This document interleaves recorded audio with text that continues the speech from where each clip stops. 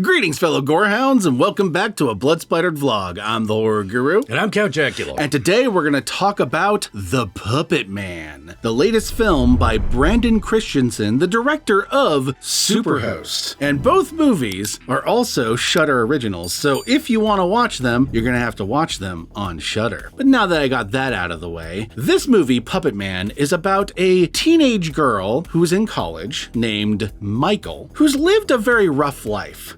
You see, her dad may have killed her mom when she was just a little girl, and for years has claimed that he didn't do it, that something made him do it. Yeah, something compelled him to do it. And for years, she's pretty much dismissed this, like, you know, her dad was crazy, killed her mom, end of story. But then, like, her college friends start dying in mysterious ways, like they're being puppeted by some strange entity that may or may not have been following Michael her entire life and has now re-manifested itself in the current day. There's a lot more to it than that. This is a very convoluted movie plot-wise, but we're gonna go with that for now in the spoiler section as what this movie's about. Yeah. It kind of starts off like it's an It Follows or like a Smile, but evolves into a different kind of movie by the end of it. But that's a spoiler. So yeah, we're going to stick to the Smile and It Follows portion for now. Yeah.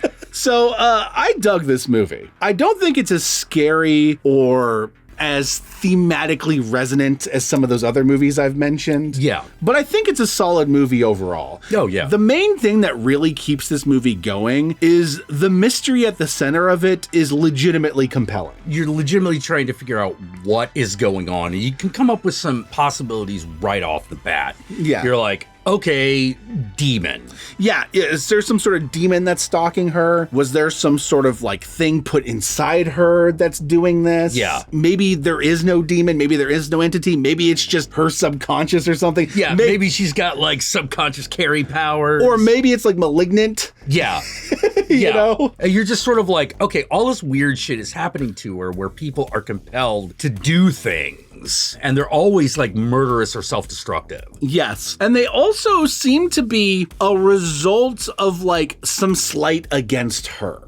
Yeah. That's what it appears to be at the beginning. Like the first one that it happens to is when someone lies to her. Yeah. But as the movie goes on, it gets a little bit more messy than that. Yeah. And in the beginning, like her friends are real sketch. Yes. At the beginning, you kind of go back and forth between her friends being like, okay, they're kind of cool, they're kind of funny, but then there's like just something off about them. As the movie goes on, you kind of figure out why there's something off about them. Yeah, because they're acting really, really odd, even for like shitty friends. Yeah, absolutely. That part kind of dives a little bit into the spoiler territory as to why they're acting odd, but there is a reason. There's certain things that they know that the main character doesn't know that has led to their weird behavior. Yeah, their off behavior.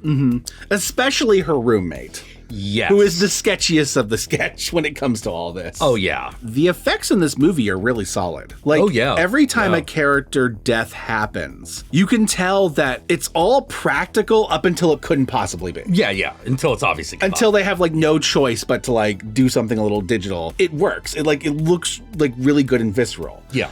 I don't think the movie's as good at racking up the tension leading up to the deaths the same way like in It Follows or like a Smile does. Yeah, those were really good at Like the tension in those movies like is super palpable. You feel it throughout the entire movie. This movie doesn't quite hit that mark, but at the very least the kills are satisfying when they happen. Yeah, it's definitely a movie worth watching. It's very good. My favorite thing about the movie is the movie it turns into. Yes, the second half of the movie, especially the last third, is some of the best shit. Yeah, absolutely. Yeah, it's a lot like Orphan First Kill that way, which is the beginning it's all right, but then that turn happens. Yeah, and all of a sudden the movie becomes great. I don't know how else to put it. The first type of movie it starts off as, it's very much a lesser version of that kind of movie. The Smiles, the It Follows. Yeah. But the movie it turns into, it excels at. Yeah. That stuff is all great. Yeah. They have to trick you into thinking it's one kind of movie. Yeah. In order to do that. And they do a good job with that. They do. Yeah. You're almost sort of like, well, this is a decent version of this type thing. It's not so bad that I want to like turn it off, but I'm a little afraid that this is all there is to it. Yeah, it's like for most of the first half of the movie, it's like a 6 or a 7, right? Yeah. And then when you get to the end, it like propels itself to like an 8 or a 9. Yep. You know, on like a quality scale. Yeah. It takes a quantum jump in awesomeness. Which a movie getting good by the end of it is better than a movie starting off good and going bad. So good on you, movie. You actually built up to something that I really appreciated. We should probably move on to the spoilers soon. Yeah, because that's where all the stuff that's worth talking about happens. Yeah, absolutely. I would agree. The other thing I would say about this movie before we get to the spoilers is I just really like how like cleanly this movie is shot. Like there's something really smooth about the cinematography that I noticed right away. I'm like, oh man, there's a lot of polish to this movie. Yeah, there were some times when it like almost approached like House of the Devil. Yeah, agreed. And they did a really good job with that. The Puppetman, it is a Shudder original movie. Go watch it on Shudder. Also, if you haven't seen Superhost, the previous movie this guy did, really fun movie. Go check that movie out. Oh yeah, that is... It's an Airbnb horror movie, and it is entertaining as all shit. Yep, it's got Oscar Chow, Barbara Crampton. Yep. It's got and the craziest fucking bitch you've ever seen. She's so great. And with that said, my fellow Gorehounds, let us move on to the spoilers.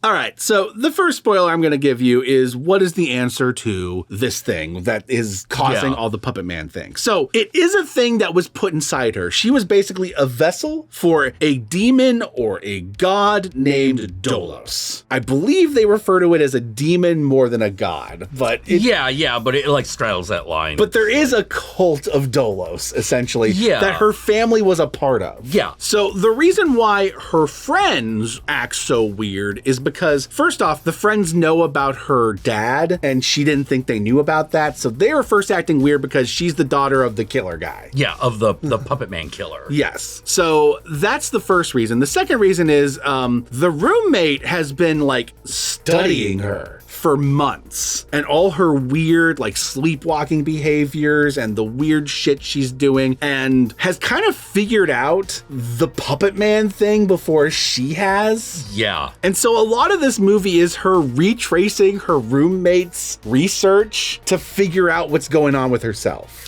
Yeah. And so it turns out that this creature, this Dolos, the line between her and the creature isn't very clear. It's kind of fuzzy. Dolos doesn't like people to be aware of it. Yeah, it doesn't like people to be aware of it and doesn't like to be disturbed. First off, it doesn't like the host being aware of it. No. Second off, it definitely doesn't like anyone else being aware of it. So it starts killing off everyone who's aware of it, and also is conspiring against it. So at first it feels like it's going after people that are like slighting Michael, but in reality, the Puppetman went after the roommate not because she slighted Michael, but because she knew too much. And thus the Puppetman can't have that, and so she had to go. Then it goes after the other friends when the other friends start piecing together all the information about Dolos and all that stuff, conspiring behind her back. And what's interesting about that is Dolos is aware of their conspiring even though she isn't. Yeah. Because it has a lot more of an all-seeing ability than she does. Yeah, it's a demon. Yeah, it's a demon, yeah. You know? It's paying attention. It's figured So it out. after some pretty brutal deaths of her friends, like one dude gets his fucking face just caved in by a fucking barbell in like a really awesome practical effect on the face. And another one in a more CGI effect gets her face burnt off. Yep. I like the unsubtle yet slightly subtle like foreshadowing of everyone's deaths. Yes. Where like that one joke is just like, oh, it's about time something exploded in your face. Yeah. But he was talking about semen, but she... Yeah. But what explodes in her face is the book that she's fucking reading. Yeah. So Michael decides to try to kill herself. And this is like some of the funniest shit. That was the funniest part of the movie. This is when the movie really started to fucking pick up for me. Her trying to like jump off the bridge and then the creature just throwing her back onto the bridge. Yeah. In this really humorous fashion. Or her trying to get the cops to shoot her, but the cops keep shooting themselves or shooting the other cops. Yeah. This ultimately culminates after a bunch of fucking people die and them trying to trick the demon. Now, I right away looked at this plan where it's just like, okay, so you're going to like try to trick the demon into going into her father right before the father gets lethal injection. And then when he gets lethal injection, he's going to die with the father. But here's my problem. Why are you all assuming he wouldn't know what you're doing? Yeah. And she's like, well, he's asleep right now. I'm like, are you sure? Are you sure about that? You thought he was asleep before and he was fucking paying attention to everything. Yeah, like they're sort of like, the demon sleeps, so if we make sure the demon sleeps, and I'm like, what makes you think he sleeps? Yeah. Because here's what happens. At the end of the movie, they orchestrate this plan. And then for a moment, it looks like Dolos is inside the fucking father when he's trying to protect himself by stopping the guy from doing the lethal injection. Yeah. But the lethal injection goes through anyway, and the father dies.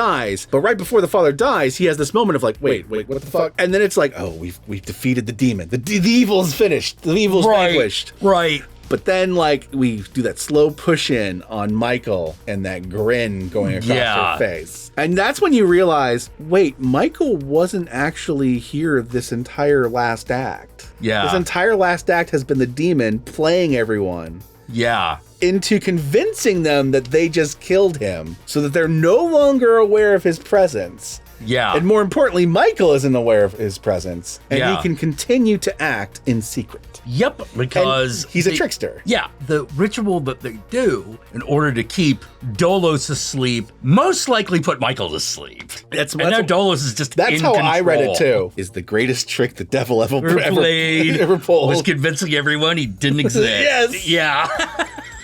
That's the punchline of the movie. That's the punchline of the movie, But no one ever says that, but that's what happens. Yep. And with that said, where can they find you, Count Jackula? Oh, you can find me here on YouTube, where I stream throughout the week. You should hit the notification bell. You should hit the subscribe button so that the stream alert goes into your little subscribe box. Fuck the home button. And you can follow me on social media, although I'm there a lot less these days. You can follow me on X Twitter, which is Counting Jack. You can follow me on TikTok, which is Real Count Jackula, and you can follow me on Blue Sky at Count Jackula. Y'all know me, I'm the Horror Guru. You can find me at the Horror Guru on Twitter, on Twitch, on Instagram, Facebook, Blue Sky, Mastodon. Just look up the Horror Guru or Blood Splattered Cinema, and I'll be there. Be sure to like, comment, and subscribe, and don't forget to ring that notification bell so you're notified of my videos immediately upon their upload. And if you'd like to help out either of us more directly, be sure to check out our Patreon pages. And remember, if you decide to go the Patreon route, even $1 a month can go a long way, but we will certainly accept more. And if you made it this far into the video, then I want you to comment below, and be sure to comment below using the hashtag #BurnDuringReading. Use the hashtag #BurnDuringReading, that way I know, that way Jack knows, that way the whole world knows that you are literally burning the midnight oil.